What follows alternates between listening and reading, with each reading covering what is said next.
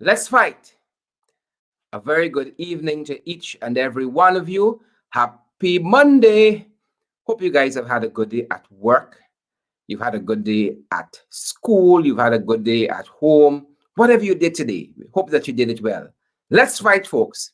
We have a very special in the ring this evening. We are going to be joined by the leader of the opposition, the Honorable Member of Parliament, Mr. Joseph Harmon. And we're going to be talking about a lot of domestic issues and some international issues as well. But guys, you know, when you come on, we always ask that you pay the price of admissions. Don't like free things. There are no free lunches, folks.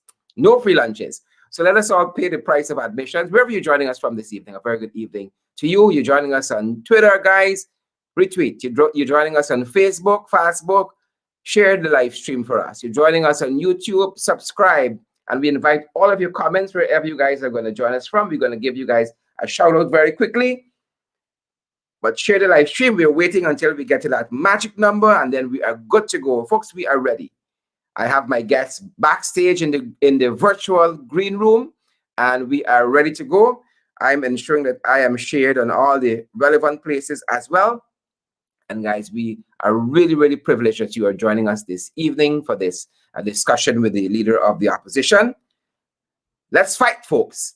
Let's fight. Tag a friend, share it on your pages, share it on your profiles, retweet, tag somebody. Well, it's on YouTube, it's on Facebook, it's on Twitter. We are ready to go, folks. And we are happy that you are with us this evening for this hour or so. Thanks for joining us. All right, the numbers are looking good, which means that you guys are sharing the live stream. And we are good to go, folks. Ready to go. We're waiting on you all. What are you all doing? Waiting on you guys. Again, hope you guys have had a good day. And you are settling in for some good information that allows us to make some important decisions. All right? I'm ensuring that I'm shared a couple places too, and we're inviting you guys. We can't get hundreds of you guys joining us every night, and you're not sharing this live stream. Right? That is the price of admissions, folks. That is the price of admissions, and we are happy that each and every one of you choose to join us night after night in the ring, ringside, wherever you join us from. We're happy that you guys are here. It's May already, folks, and we're quite on our way in May. We hope that you guys are doing what you got to do where COVID-19 is concerned. We're going to be talking a little bit about that as well. But, you know, every evening we come on, we always encourage you guys to social distance, wear your mask, sanitize. Wear your mask, sanitize, social distance, and all the other protocols that are out there, you should be following. Wherever you're joining us from, whatever the protocols are, where you are joining us from, you should be following those protocols, ladies and gentlemen.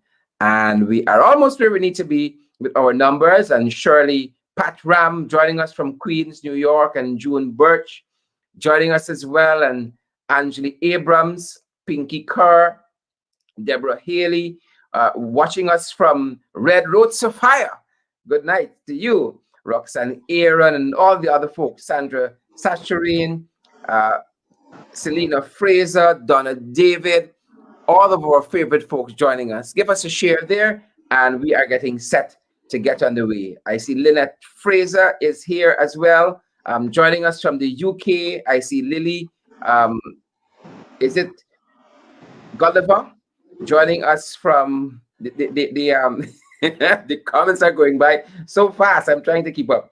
I see Abrams joining us from Brooklyn, New York. I see Bromel also from Brooklyn, Region 11, the diaspora. I see Mike Dukaran joining us from Canada. Good night to our international audience. Good night to the diaspora. Good night to the folks who are joining us there from Toronto. I see Toronto is in the house. Samuel Mingo from Toronto and the others. I see June Griffith joining us from Cayenne, French Guyana. I see Terry Belgrave from the mining town of Linden, my born town. Anybody joining us from Region 3? You know, our leader of the opposition is from Region 3. He's a Port guy. Anybody from Region 3? Region 3 better represent. You know, we're going to be talking a little bit about Region 3 as well. Lionel Kilowan, I see you there too, and Timothy Primo. Alexis Williams joining us from Barbados. Good to see you guys. Look, if every one of you send us $1 from all those foreign countries, we'd never be poor again. Good to see you guys, though. Good to see you guys. And we're about ready. We're just upon that magic number we want to touch before we start. All the folks joining us from Barbados, Pamela as well from Barbados, and I see Ellie Noble joining us as well. I see, I said, Viola Devo joining us from, is that Cummins Lodge? I see there. Again, the comments are going by so fast. Guys, thanks for joining us. Rita's saying, all of you guys, Patsy, Lewis, the Trenchies, all of you, all of you guys. Thanks for joining us this evening. Folks, I want to introduce to you my very special guest this evening is the leader of the opposition, the Honorable Joseph Harmon. And I welcome Mr. Harmon this evening. Mr. Harmon, a very good evening to you, sir. Thank you, Cheryl. Thank you for having me on your program tonight. It's a very special night. So many things we have to talk about.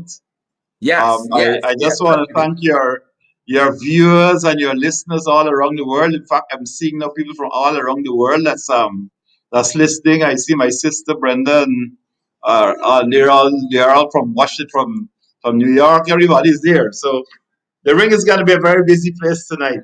Oh yes, oh Yeah. yes, and one of our Guyanese who is into UFC, kickboxing, and so forth did very well last Sunday. So the point Yes. I want to make is that us Guyanese, we know how to fight. Yes, that's right. That's right. We know how to Fight, fight, kick sir. off, Yes, all kinds of things. whatever it takes. A win is a win. That's right. That's right. All Yeah. right, sir. Thanks Mm. again for joining me this evening. Yes. Let's Thank start you, our Shane. discussion with the installed president press conference a couple days ago. You seem to be living in his head, and he seems to be paying you rent. What I thought was very, very bizarre. He took a recording of your response to the Chief Justice ruling in elections petition 88 and Yes. played it to his press conference. So even if you Yes. weren't getting enough coverage on your own, here is the That's installed right. in the state, giving you so much coverage, and saying, talking again about only engaging you when you would have recognized this installed administration as legal. What were Yes. your thoughts? Well, Sharon, thank you for having me again tonight. I don't know that how large the president head is, what space there is. But I remember in the 10th parliament, during the 10th parliament, there was an MP from the PPP side. He said, he had a headache. So he went to the doctor and he said the doctor looked through his ears and so on, and the doctor didn't see anything. So I think Debbie Bacher, who was the deceased Debbie Bacher, she said, well, how did doctor go see if anything if there's nothing between your two ears? Good response. so, so, Good response. so I don't know if what space there is to live in President Ali's head. But what I can say to you is that the fact is that I believe if they don't respond or refer to what I say in his press conferences will be dull and dry. There will be nothing really to speak about. Because really what I do, what we in the opposition do, we deal with the issues which affect the lives of people. And every single day we do that. So that if we were to keep a press conference every day, you would have something to say because there will always be something that we are addressing in the minds and the livelihood of people.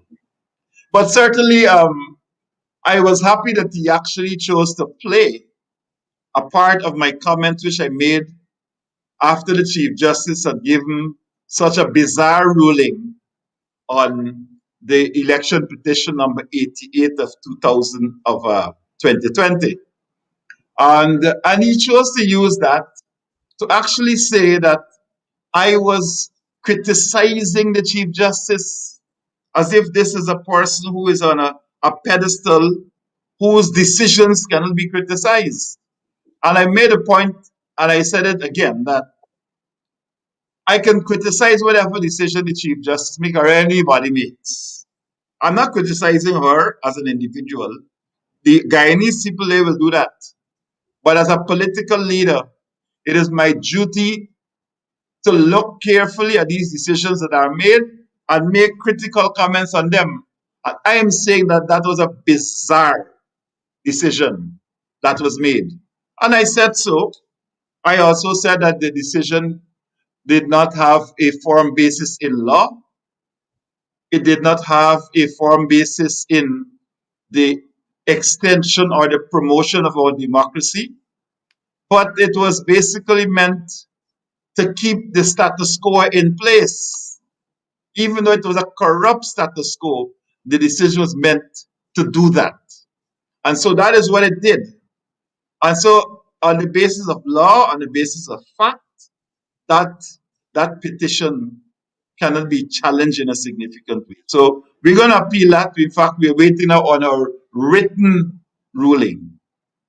She's a person, 2 days after she finished she judgment, you get it in writing already. But this time around, almost 2 weeks gone, and we're still waiting for the real thing. So that must tell you that the CJ must be troubled in some way by this decision which she had to give. But let me deal with Irfan Ali, because that is the space that you want me to operate in his head.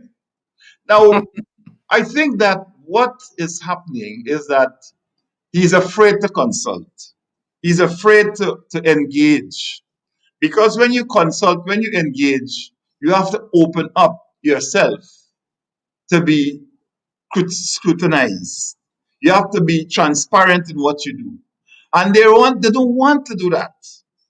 From the beginning of August, I wrote to say to Irfan Ali and Bar Jagdeo, that is the de facto and the other president, the two of them, that what the Guyanese people needed was to know what were the deals that they had entered into before the 2nd of August, the transactions which the US Secretary of State Pompeo came here and bullied them to sign, the transactions which COSAC and these people in the State Department and the Department of the Western Hemisphere, that they were actually bullying them as a price for their installation, bullying them to sign. So since then, he could not consult. It's not that he don't want to consult, Sharon. It's that he can't. He can't put no paper down on the table and say, look, this is my story, because it cannot stand scrutiny. So much of what this regime is doing cannot stand scrutiny. And it started from then. It started from the first set of EPA certifications which had to be given for Exxon. And when Dr. Vincent Adams, was insisting on certain conditions to be met, they said, look, get rid of Adams. Yeah. And now we're seeing the And, repercussions of and we are that. seeing it. We are seeing it every single day. Yeah. Get rid of Adams. And Pompeo came here to Guyana and let them see the light of day. He said, look, sign. And Yeah. Jack Dio was the person who was criticizing the agreement which we had signed in 2015. He was frothing off from the side of his mouth Yeah. when he was criticizing us. I thought we give away money, we give away the resources of the state. Correct. And in And their manifesto, 5 years later, Sharon, he's signing a worse agreement, because you now have 5 years of benefit of seeing what should have been done. 5 years later, he signed a worse agreement and has our environment more jeopardized than anything at all. I met with Exxon a few weeks ago when they were flaring like was like madness, like we have Christmas time, and you have all of these flares and so on going off, fireworks going off. They were flaring like if it was Christmas, far above what was the agreed levels of flaring, but they were doing so. And what we also discovered was that the production had gone from what should have been 120,000 barrels a day to 30,000 barrels a day. So we asked them, really, what's going on here? What is really going on? Why are you flaring so much? And why is the production so low? So we questioned them, and they gave us some explanations, which, of course, by the day we were meeting, the production went from 30,000 and it went to 90,000, and then I believe 110,000. So what they were saying, look, there is a correlation between flaring and the number of barrels of production you can get per day. But that is something which we don't accept. Because when you signed the agreement, you said this is what we will do, that flaring will not be a feature in this production. That the wastewater which you're actually coming out from these wells, that you would pump it back into wells. But what our understanding was that they were actually throwing it into the ocean. So all of these issues we raised with them. And we could raise those issues because nobody holds a sword of Damocles over our head. We can represent the Guyanese people fearlessly with any company whatsoever that comes to do business in Guyana. And this is what, if this is why you don't want to consult, this is why you don't want to talk to me directly. You want to speak to me through press conference, cell phone call, listen to what I say. I sure tonight some of his trolls are out there now tracking what we are saying He is and listening taping it himself. and listen. Maybe he's listening himself. That because your program is so important, it's so popular that he is probably listening, and so is the other one at Pradoville too. He Thanks listening for your too. kind words. Leader of the opposition, as you're on that, it was in the very press conference where Mr. Ali told the nation that they are not going to be renegotiating the Exxon contracts. As you know, your administration came under heavy flack, as they said, for lopsided contracts. Now they're coming back to Yes, say they're not renegotiating those contracts.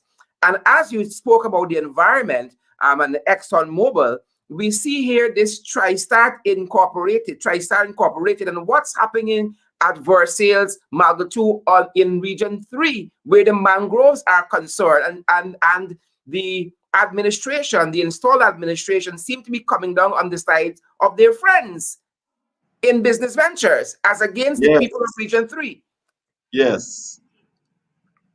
Today I was in the region. In fact, I am from that region, and I am that area that is going to be affected by any flooding which can take place as a result of this massive degradation in our mangrove population.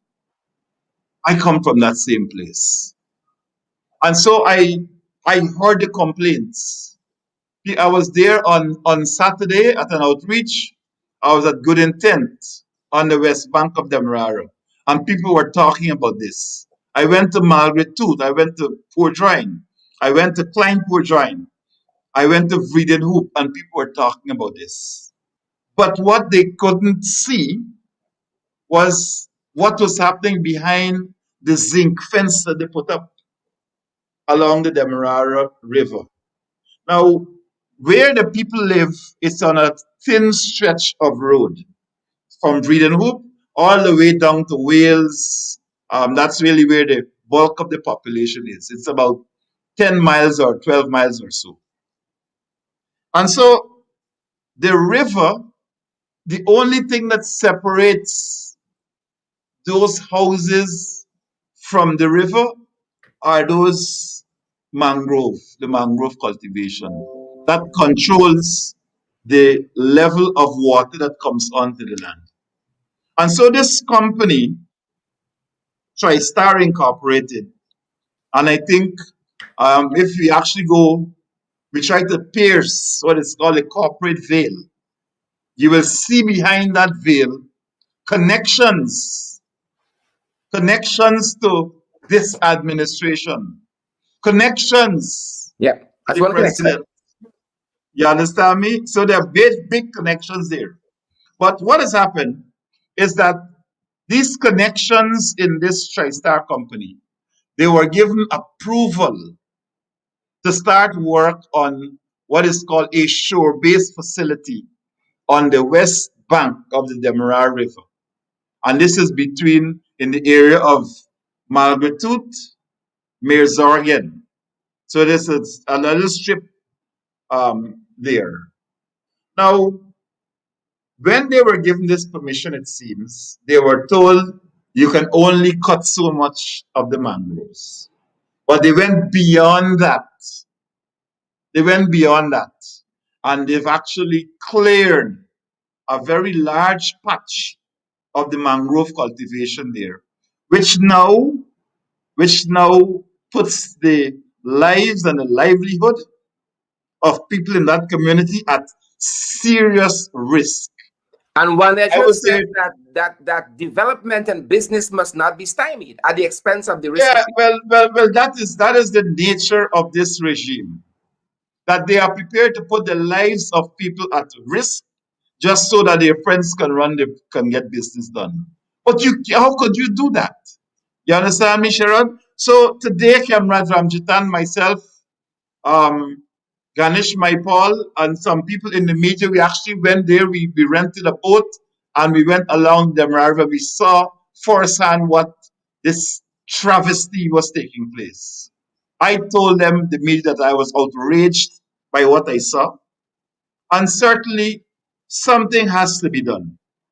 But no sooner had I made a very clear statement that the project should be halted until such time that we can be satisfied that there's clear mitigation for those people who are going to be affected, that the contractor should be penalized in significant costs for the damage which has been done there, and that until such time that we can actually see some sort of environmental authorization for this project, it should not go on.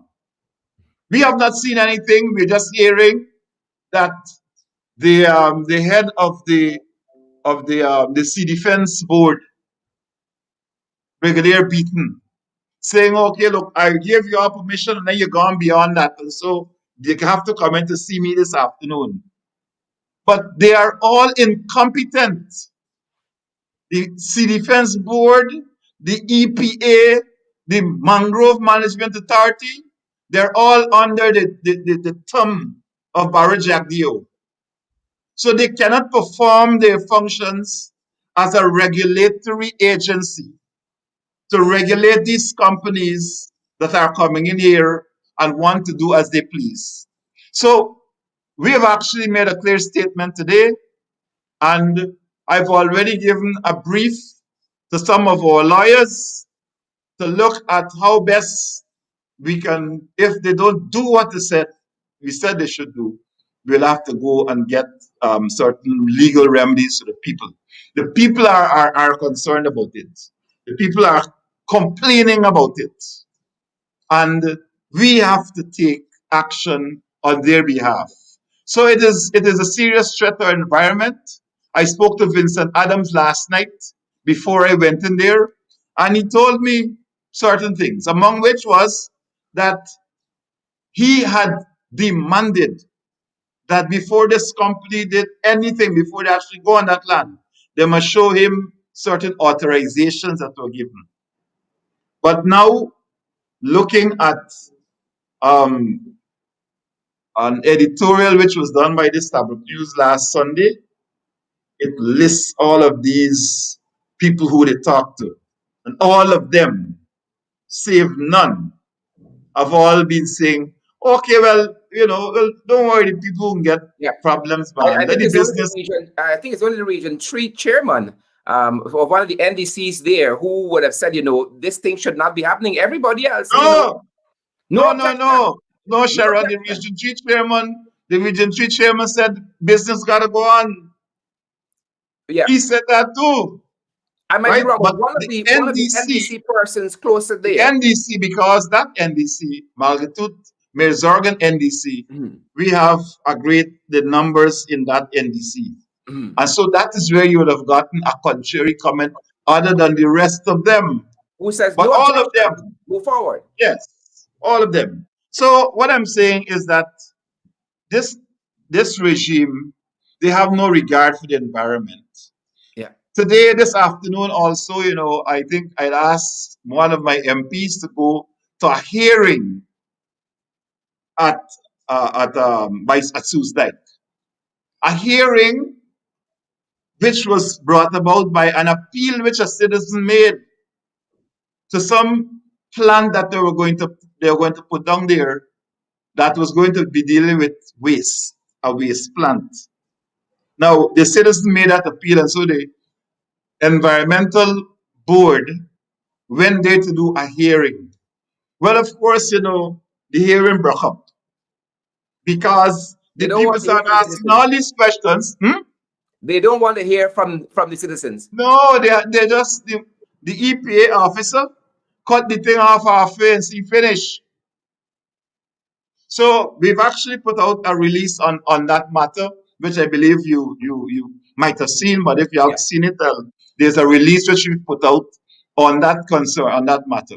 So what we are seeing a serious dereliction of duty by these regulatory agencies that are meant to regulate these foreign companies, all of them on the altar and on the platform of expediency, so that the friends of this regime can get to do business. Many of them might have invested with the PPP before they came into office, and so this is payback time. Yeah. So they have to hurry.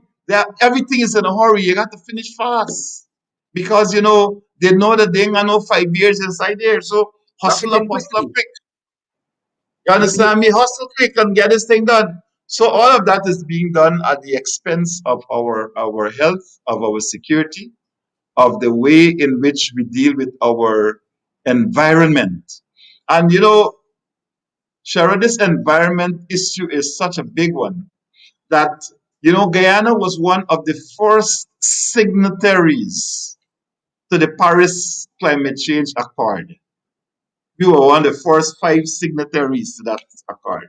but Mr. In this Harmon, this part, is an administration that clearly doesn't understand international relations, and I have a couple of issues that I want to raise with you on I that know you want to do, as but you I, Westerner. I need to make this point here though on Go the ahead, sir. environment because it's so critical that the President of the United States, Mr. Joseph Biden, said he is going to invite 40 countries to look at the issue of climate change and the environment.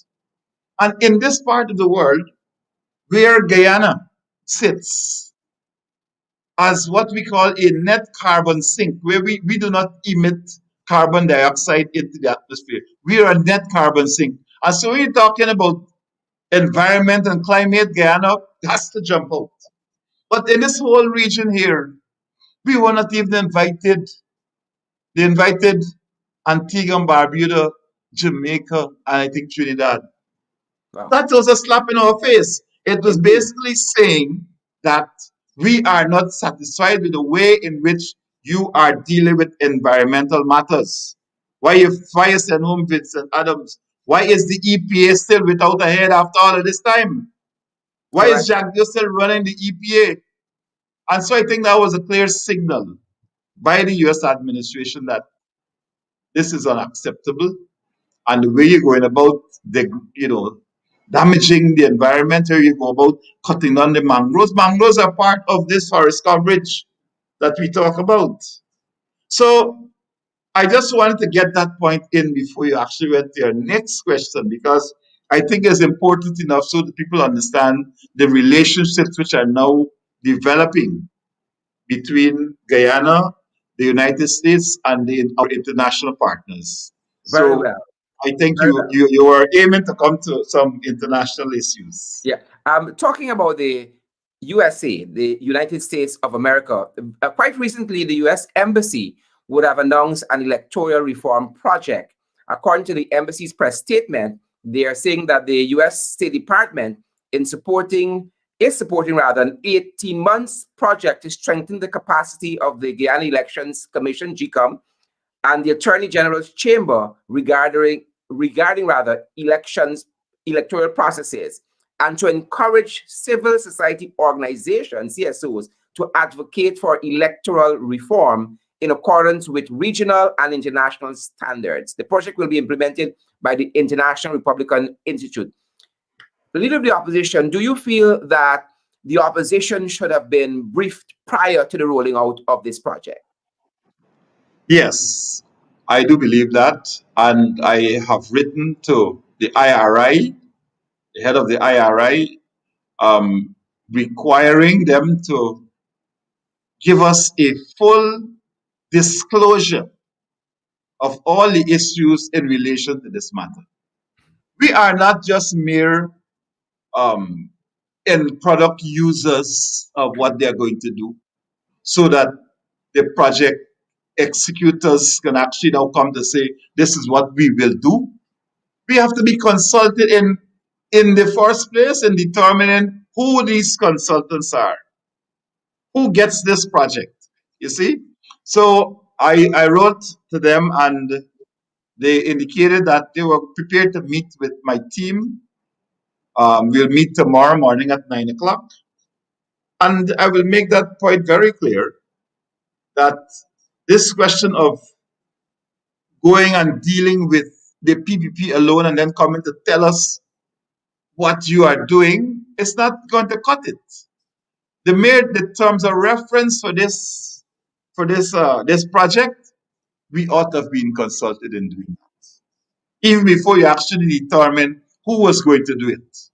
But what I believe has happened is that all these arrangements were made before the new administration came in the United States of America. Money set for it from the State Department and everything. So that what is happening is it is rolled out in that way. But I believe it can still have make some adjustments.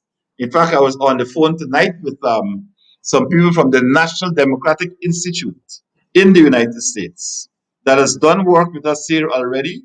As you know, the IRI, the board members of the IRI, when you look at it, it's a who's who of the Republican hawks in the United States of America.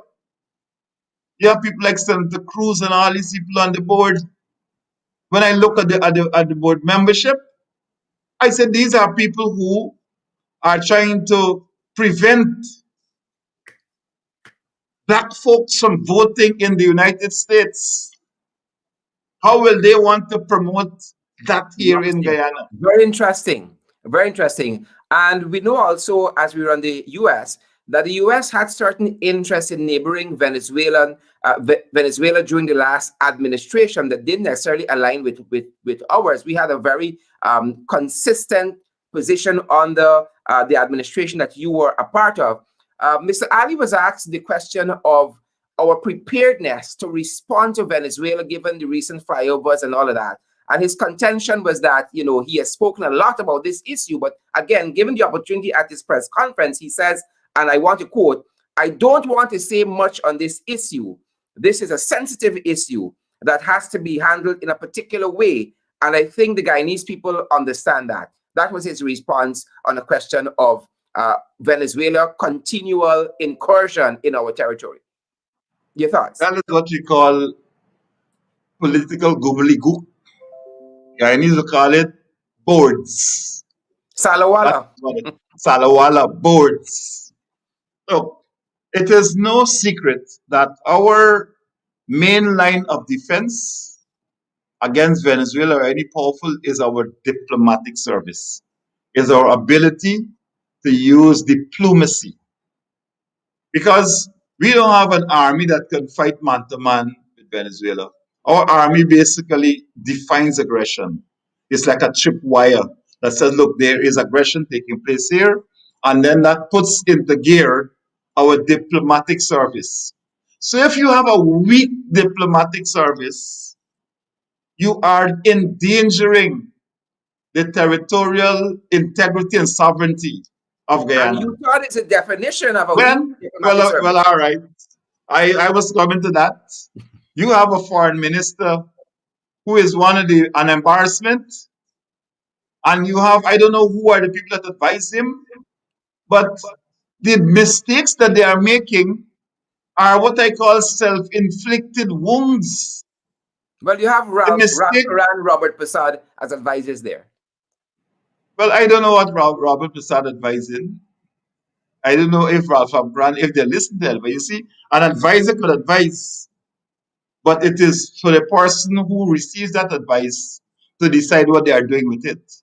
So you could get the best advice, but if you don't understand how to implement it, if you don't understand the advice yourself, you could still be doing nonsense.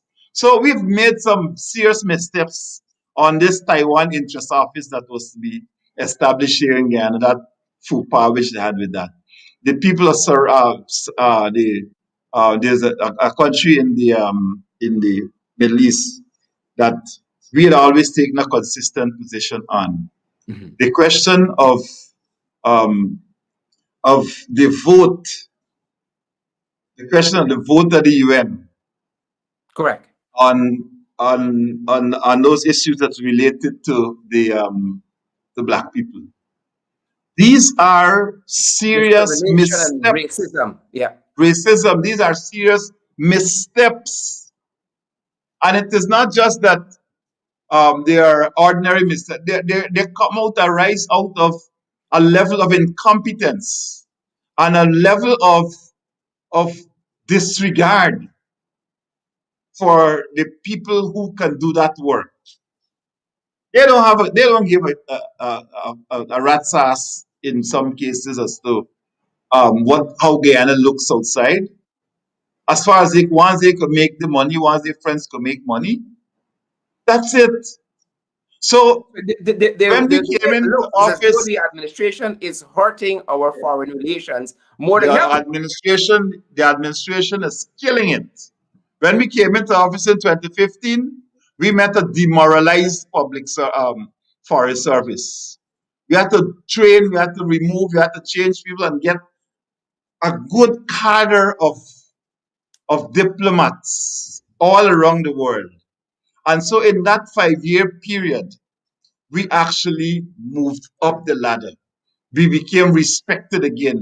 People were proud to call themselves Guyanese because this is the representation which we had at that level. No sooner had they come into office, it's back down the drain again, we gone. Back down the drain. With the appointment of ambassadors, the appointment of ministers, the appointment of ministerial advisors, the appointment of department heads. A total mess.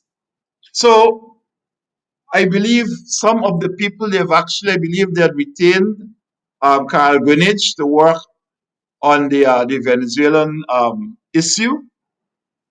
But I'm not sure that they listen to his advice on anything else. I'm not sure. May have, but based on these missteps that they're making, I don't think that they would could have been listening to Carl Greenwich. Because if they're listening, they would never do these things. But again, they believe they know it all. And that is why they do not want to consult, they don't want to engage, right? Because of this myopic view which they hold of other people and the view which they hold of themselves. That this little group of people, only they know what is right and what is best for Guyana. And so they don't have to engage anybody else.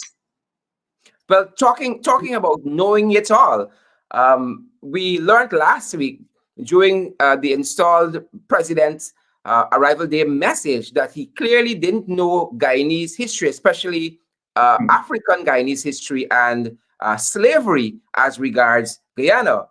He said during his message on arrival day, let us remember that every group that came did so for improvement, did so to have improved living conditions, did so that successive generations will be better off. He said, because, yeah, so that successive generations will be better off. And we saw that because of the public rebuff to his statement, this bizarre, revising of history. History. He came out a little later on and kind of tried to walk back that statement.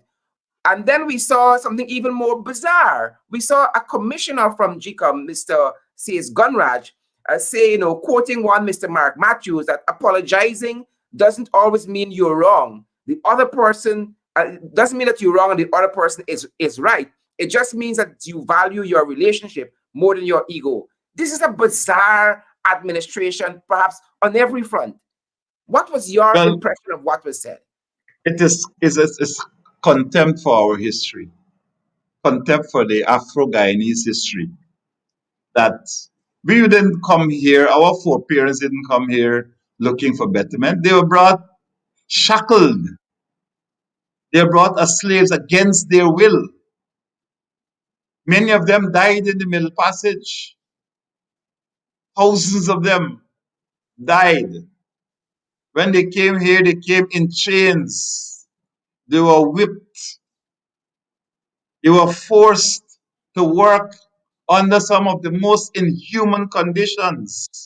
But in spite of all of that, they triumphed at the end of slavery and they were able to purchase villages and build strong communities based on education, the schools, the church, and the farm. So they built those things with their hands.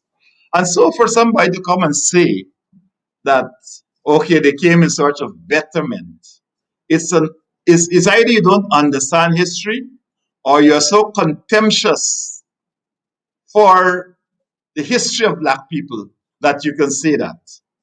I want to say that in fact I wrote him, I wrote President Ali, telling him that this is a matter which must be corrected. And I so think the he listened to correction which you. he gave, huh? Yeah. I think he listened to you because it's after that he came out trying to Yes, walk back this after bizarre that. statement.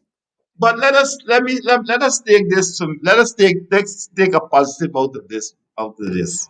Let us consider this to be a teaching moment. A teaching moment for not only Irfan Ali, but for that entire generation of people who believe that history only started a few weeks or a few years ago. A teaching moment that our children in schools must understand the history of our country and do not try to rewrite it. You know, several years ago, Janet Jagan tried to rewrite part of our history, right? When she wrote about Papa Chedi, tried to rewrite our history. And so, what Irfan Ali is doing most likely is a result of a flawed education, a flawed education that does not understand the reality of Guyana.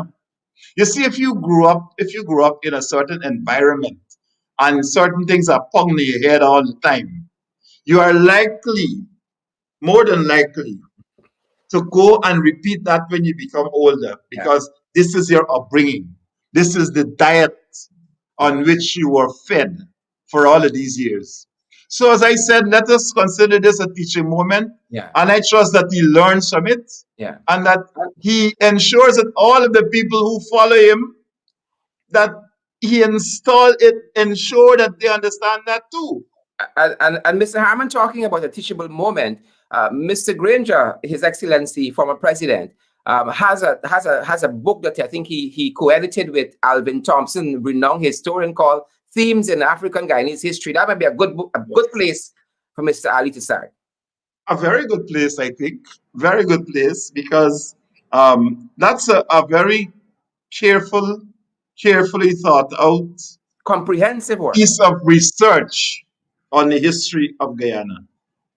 And President Granger, he doesn't consider himself a historian, but I think there's such a collection of works that he's actually written on that it will do well for President Ali to read some of those books. But you know, let me tell you something. When you're dealing sometimes with a certain level of ignorance, when when the PVP came into office, they went into the department of DPI, that department in the presidency there, and all of those books, they packed them up themselves. Granger, come and collect these books. that you have here, these were all selected works on history of Guyana, selected works on what policies we had embraced during the 5 years.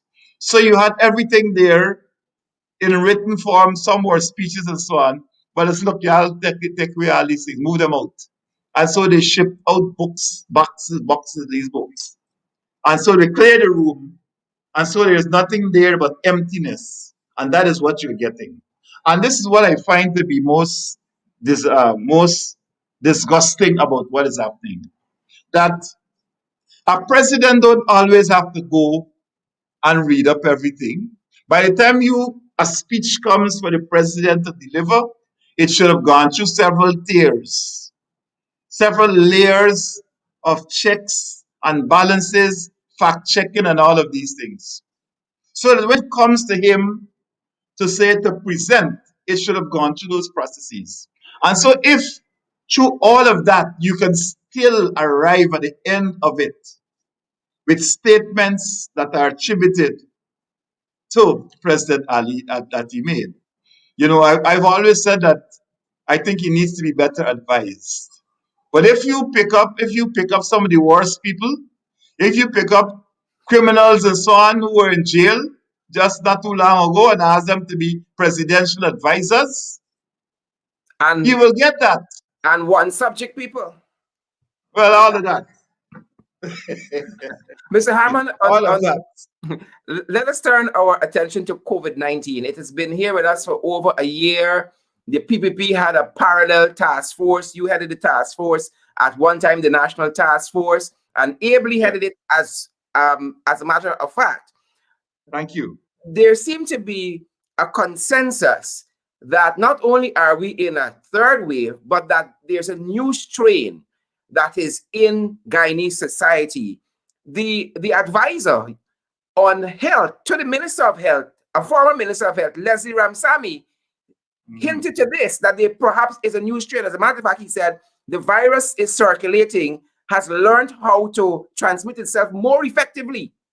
And he goes on to state some other things there. Dr. Carissa Etienne, who is the director of PAHO, the Pan American Health Organization, as well, quite recently hinted at having a new strain locally. Just today, we saw, for instance, out of the health system, Dr. Mahindra Karpen, who is head of the medical services and cardiology at the Georgetown Public Hospital Corporation, also hinting at the possibility of a new strain. It seems that it's only the administration, the core administration, doesn't seem to think there's a new strain. And as a matter of fact, Mr. Harmon, Starbuck News editorial just this morning said, and I want to quote, the header of the editorial is COVID-19 death toll. Ineffective action by the government and woeful enforcement have driven up the death tally and spread of the virus. This was strikingly demonstrated by the government's recent decision to allow the reopening of betting shops and casinos. And then the editorial asks the question, where is the common sense in the government? Your thoughts? At least I think that for once, I think Stabrook News has agreed with what we've been saying for all these months. We've been saying that all along, that the response to COVID-19 is nonsensical.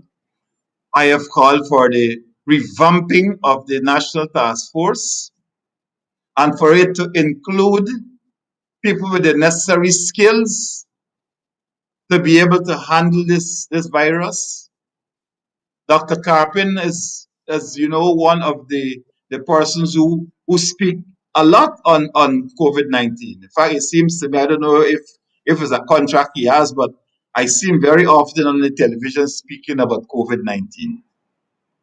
Leslie Ramsamy, as an advisor, is the point person on COVID-19 in the Ministry of Health.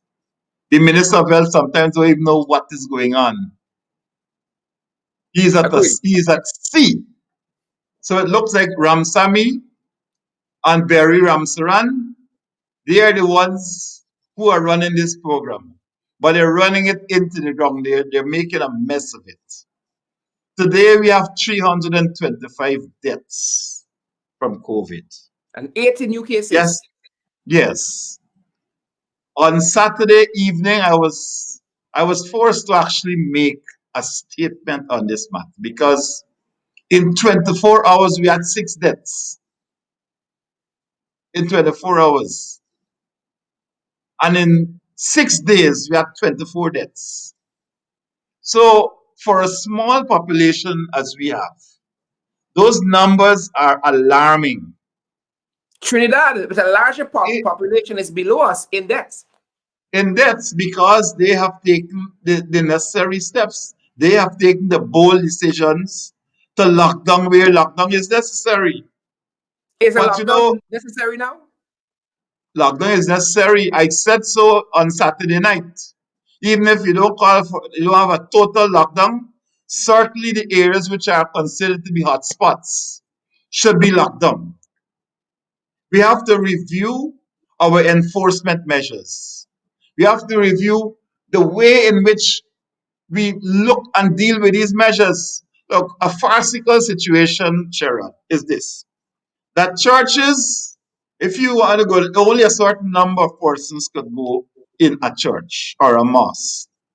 But 40%. in a gambling or a betting shop, a casino, you have 40% of the capacity of the building. You understand? So it is not 40% of the casino. So if you got a building with 105 rooms, the casino is part of that building. You can have 100% in the casino because the whole building is 40%. That is what it represents.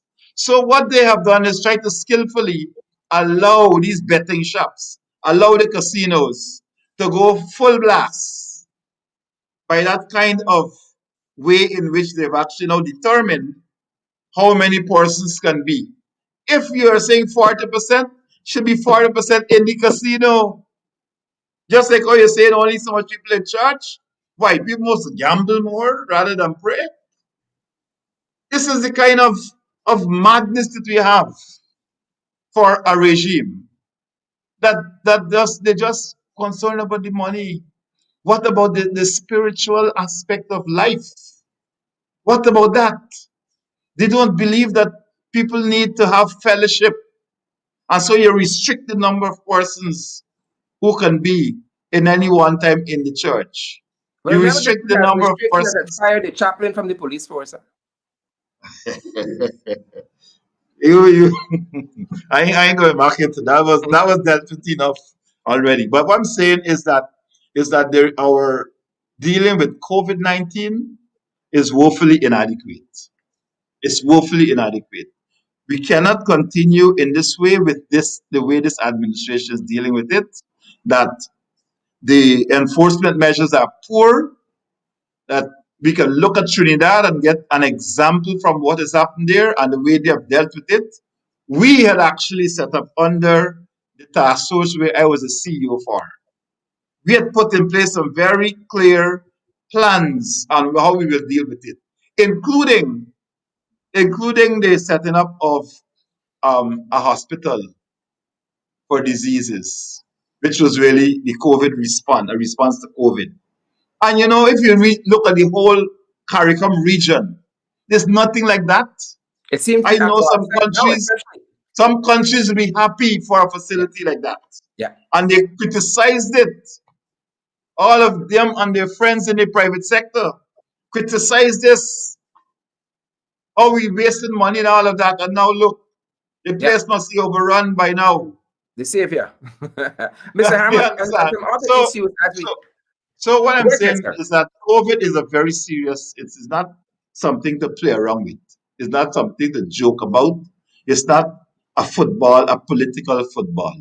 It is a serious matter which deals with the lives of Guyanese people. But this regime, they are more concerned with livelihood than life. They're more concerned with the business and defend the business that their friends do rather than the lives of the people. And this is what has informed this madness that Edge will talk about this afternoon on the flooding of people. They ain't concerned about the lives of Guyanese, you know. Everywhere you Business see clear notwithstanding. examples about it. Business force, business force, business force. Business is And to, and important to, for and to us. hammer home your point about care of the people, Mr. Harmon, about 2 months ago, yourself and your parliamentarians, of which I am one, were integral in scrutinizing the national budget. There Yeah. were money in there that we agreed to for instance for the COVID-19, for persons who for the COVID, what do you call it, the cash grant. Grant, Those cash grant. persons who were holding the pink slip to date are still holding those pink slips. They're very concerned that they've been hoodwinked. We agreed, the vice president, even though we heard no increase during the budget presentation for public servants, the Yes. installed vice president came out afterwards and said in line item 6141, there's an increase there. 2 months Yes. later, no increase for public servants, and even the business community are crying out, what's happening with these guys here? Are they ready for prime time? Well, I don't know if what time they're ready for. Prime time is when you really come into the top of the pile. They're not ready now because they are so accustomed to fooling people. They're so accustomed to hiding behind these zinc fences which they build, these walls, these silos that they build, and they dwell in those silos. And so that gives them this feeling of invincibility. So what is happening is that we approve funds in the national budget for COVID-19 for cash grants. We approve the money to the Ministry of Social Protection. They take the money and give it to local government, which is Garamlal. Too much work And for so, Vinny Party. yeah, Too much so it work now for Vinny. becomes, yeah, it now becomes a political thing. So he now shares out the money the way he wants. So many persons have actually been given pink slips and they're still holding the pink slips. Some of them, people actually went back to those people with the pink slips and collected it without giving them the money. So they are without 25,000 without pink slips. And now we're hearing that, oh, we'll have a second round. But a lot of people ain't get the first round yet. They're Correct. waiting. And this is what they're saying to us. Sherrod, over the last 3 weeks or so, you were part of the outreaches we've had in Region 5. We went to 18 communities in that region. And the same thing that people are Yeah. talking about, the discriminatory way in which these cash grants were handed out. The fact that entire communities are, in some cases, households were bypassed. And in Region 3 over the weekend as well, sir.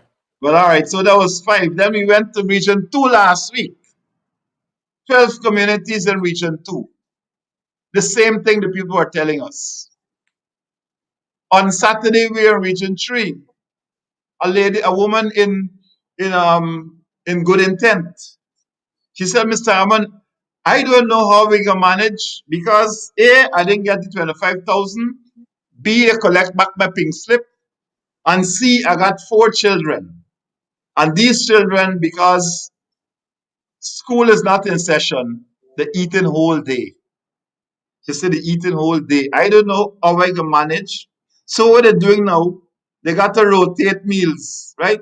You have lunch, you have Wow. breakfast, and no lunch, you got to dinner. Then the next day you get dinner and lunch, no breakfast. So this is how people are now having to regulate Wow. their lives. And where you can actually mitigate that punishment. This is why I'm saying that this regime is heartless. Wow. They can mitigate that. But you know what they do, Sharad? They take the bulk of that money and they decided, they're going to have two show elections coming up soon and took that money, a bulk of that money. Some communities got 10 million, 12 million, $15 million. And these ministers are going inside with cash. and sharing it out. And you see them on the Facebook and on the Facebook page, particularly this one, Edgil, telling people, look, I hope you all know how to spend money, make sure everybody get a little bit. Communities that are, in some cases, no more than 200 or 300. And you had major populations, like in Linden, in Wismar, that people couldn't even get the $25,000. And these vagabonds all across this country, the money which was allocated by this parliament, and they're going about sharing it like if it's their money, Yeah. like they work for Like the it. mouse money. Yeah. It is not theirs. And I said that to the people at Good Intent on Saturday, that this money is your money.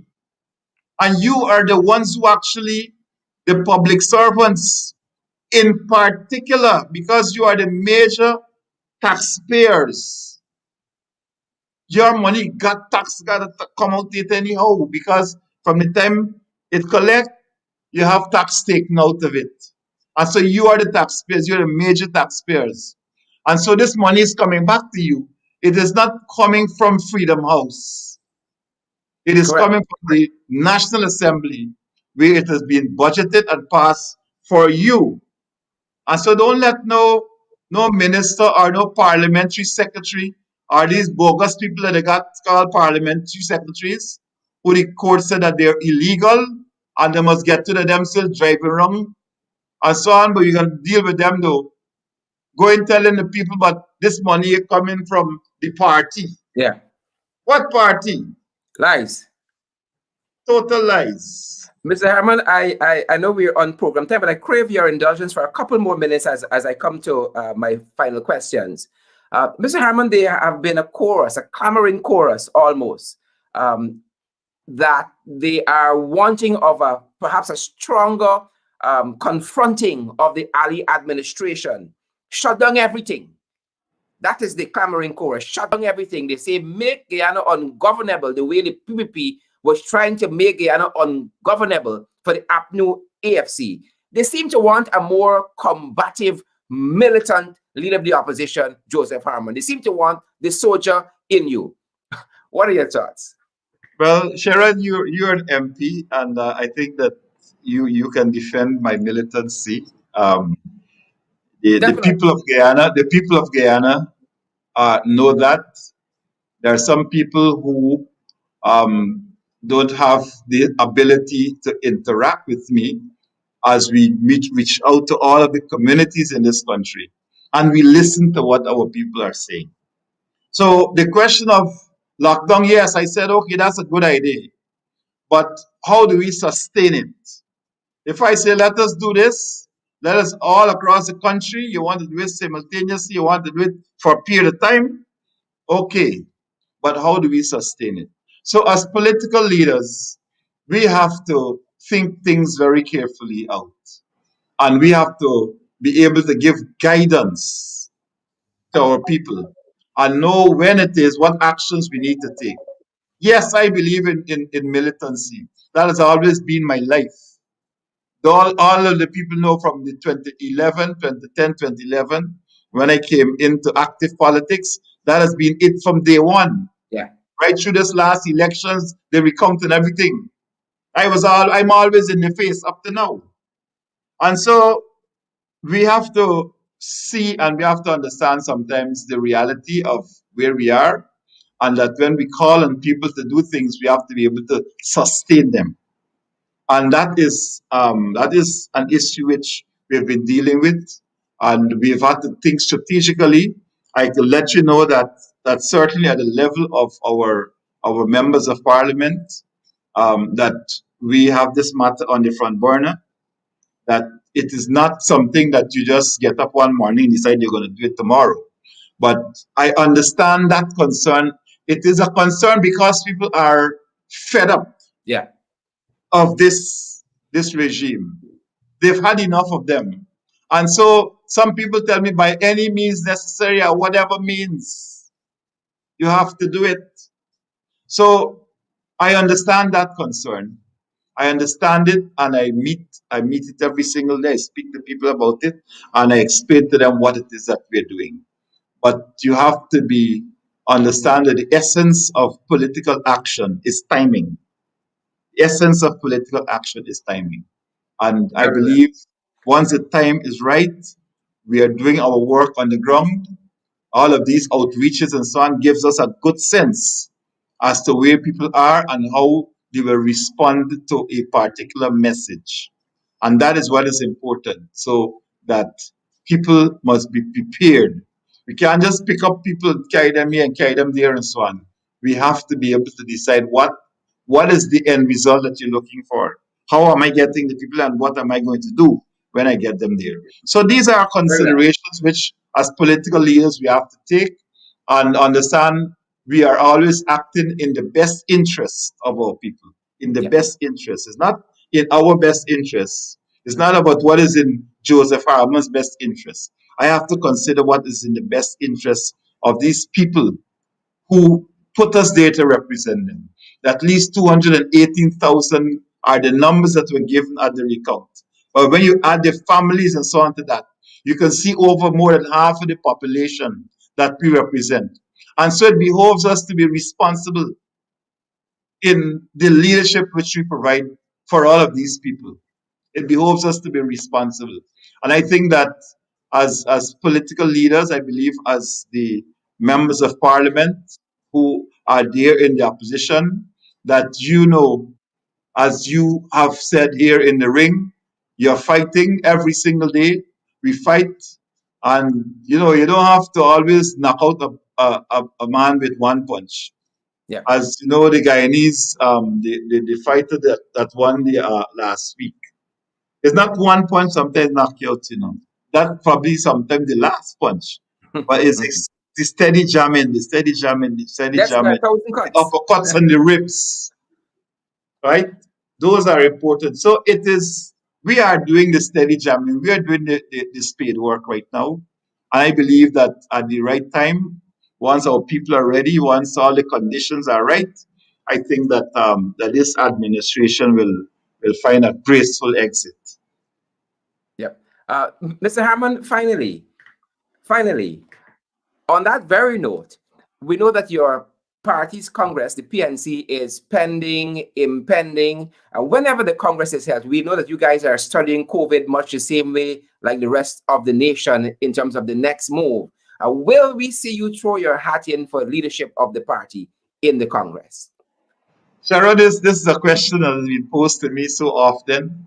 I believe that, like every member of the party who has ambition, like every member of the party, they would like to be raised to be leader. And this is the strength of the democracy which we practice. That at the time of Congress, every financial member becomes eligible for leadership, either at the central executive or at one of the party offices. And so at Congress, you have a number of persons coming up. So sometimes, you know, you look at a few people here and there, but by the time it gets around to Congress, the field is wide.